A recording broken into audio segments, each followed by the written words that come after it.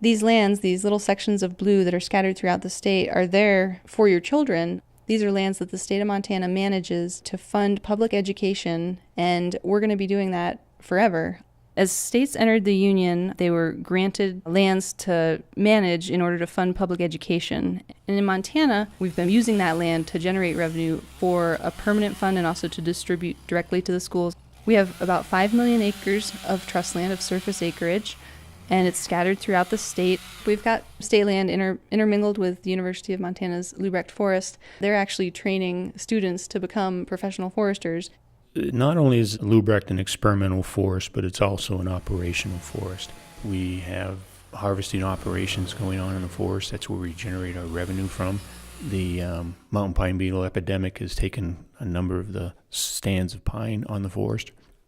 And so we're trying to not only mitigate the spread of those mountain pine beetle, but also to salvage what we can out of the trees that they have killed.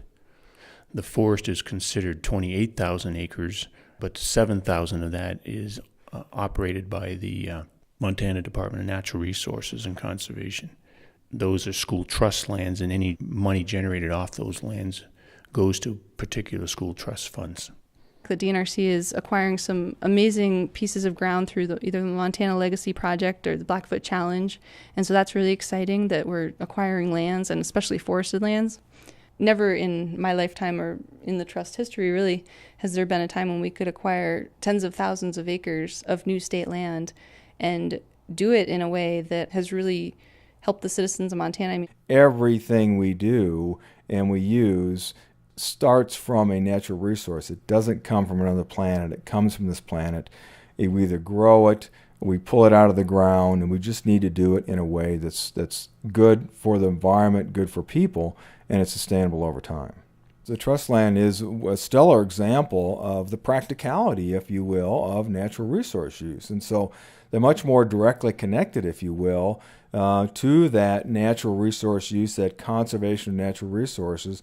That's the resource that they use to benefit our next generation. And so if we don't have sustainable use of natural resources, if we don't have use of natural resources, we don't have the finances or resources we need for our school system to make sure that we do have well-educated youth into the future that can steward these lands sustainably.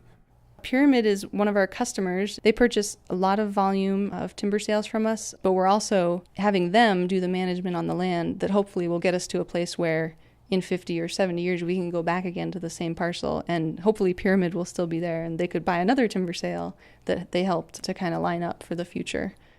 Well, trust lands are very important to our business in terms of providing some level of certainty that there's going to be raw material that's available, and that state lands will continue to be long-term viable, predictable source of volume of all sizes and all species, because they do a very nice job of forest management.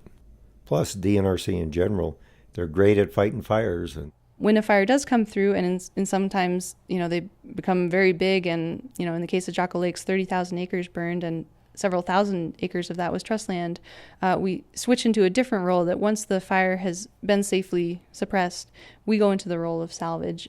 As there was still some smoke on the landscape, we were pounding around and putting in lines and looking at where we might be able to access some of the wood, what we could do with it, started our environmental process right away. And we're able to do several timber sales out of that area. And now at this point, we've gone back and planted it and done some follow-up management, and hopefully in another part of a generation, we'll be able to go back and harvest it again. And really, in Montana, healthy forests are affecting people every single day. People recreate out in the forest. Outfitters make their living off the forest. Fishing guides are taking their clients down the Blackfoot and experiencing these beautiful places. A lot of people are making a living off forests, whether it's working out in the woods or working in the mills. And the school kids are being educated, so the next generation are getting some of their educational funding from state trust lands and from the management of those forests.